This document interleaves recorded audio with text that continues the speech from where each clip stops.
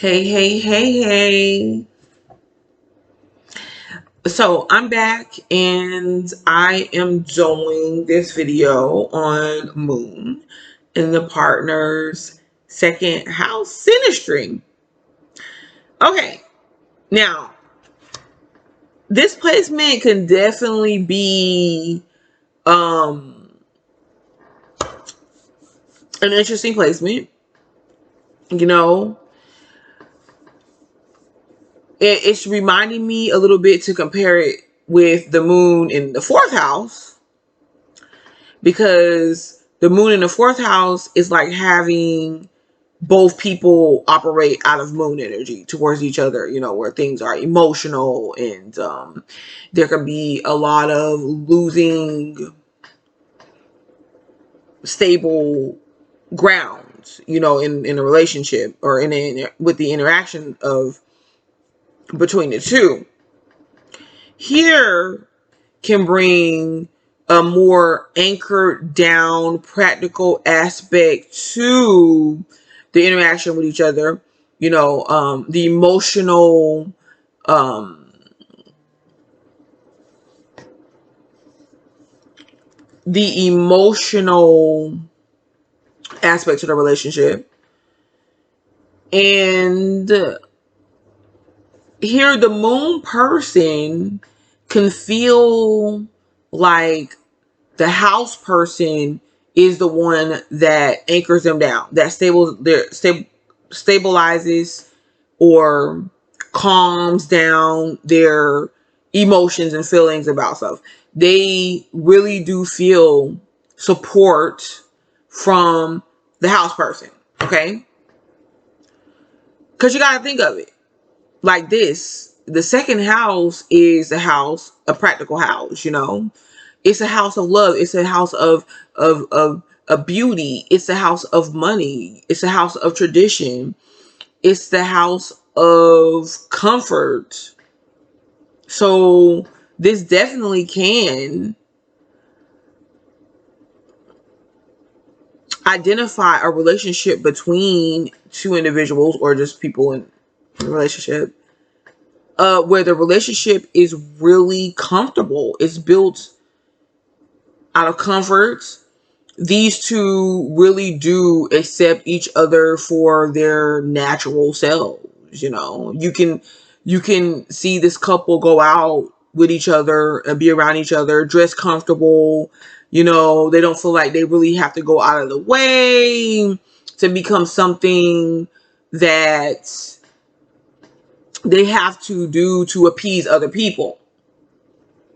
So that's a good thing, right? The moon person feels support. The moon person feels like their feelings are safe with the house person. The house person feels like they can just be themselves, and they all of a sudden get this spark of inspiration and energy to want to be about family. This is where one or the other, especially like the house person, can start becoming interested in assets, accumulating more assets, right? Getting into real estate, owning property, and they're going to go at it twice as hard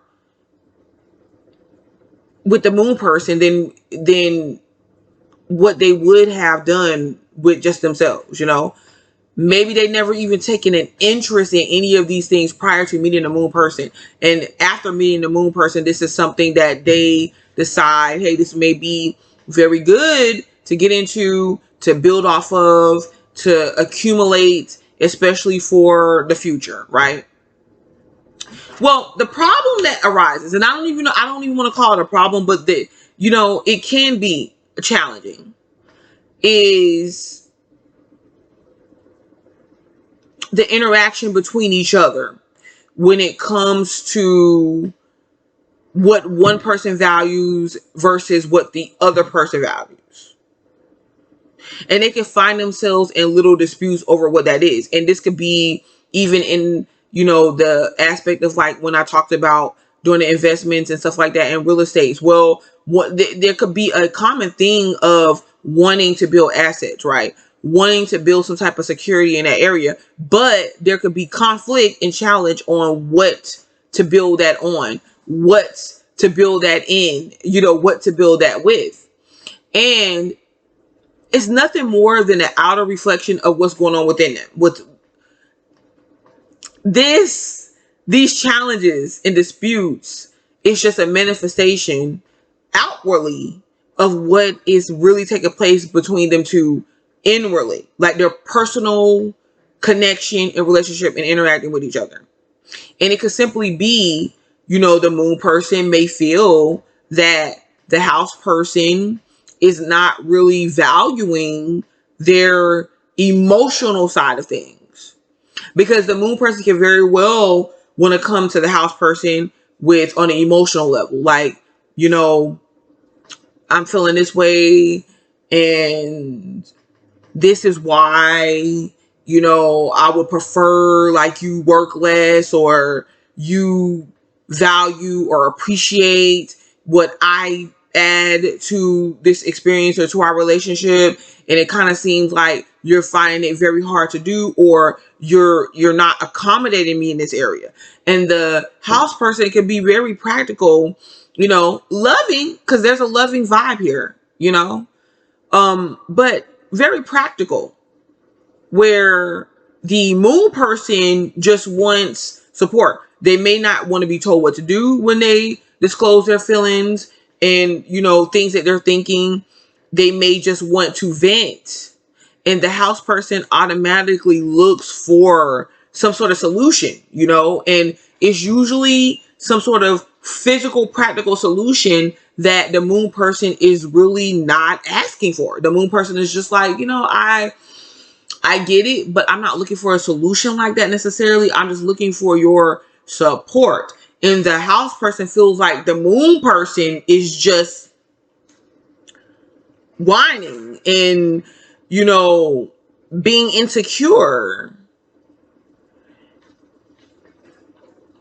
And that could be a problem, because emotionally the interaction, could lack understanding, could lack, or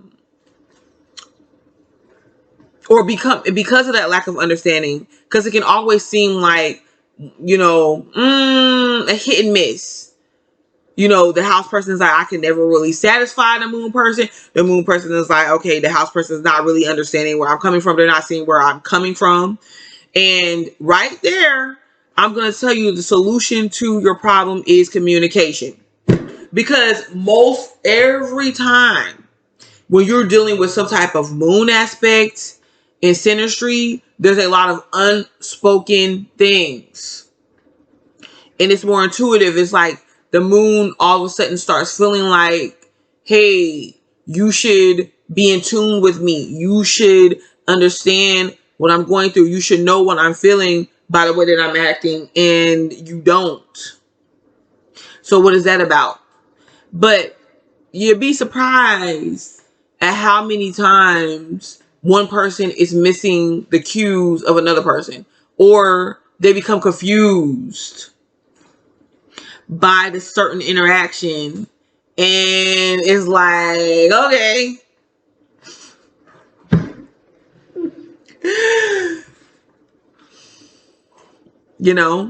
because this could be a very loving pair.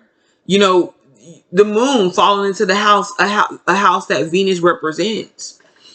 They can provide support for each other, like physical support. This could be a highly sexually intimate couple or synastry, a highly sexually intimate synastry between two people, where intimately you want to satisfy each other's needs. Now, there's an opposite side to this coin, to where maybe one person feels like they're meeting the needs of the other person and they're not getting their needs met all the way, and their communication could play a very big role. But when push comes to shove, then it may make you realize like, okay, well, maybe this is not the type of interaction I really want. This is not the type of relationship I really want. But they can definitely go the long haul with this synastry, and it's a great synastry to have. You can build assets, investments, love, beauty. Like you guys could collect a lot of things too. You know, you got to watch out for cluttering.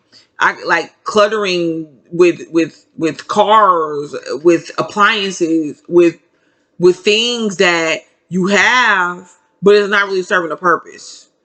You know. Okay, but this is moon in the second house industry. Butterfly to lights, and please like the video, subscribe to my channel because I will be doing more videos on synastry and other astrological placements. All right, so till next time.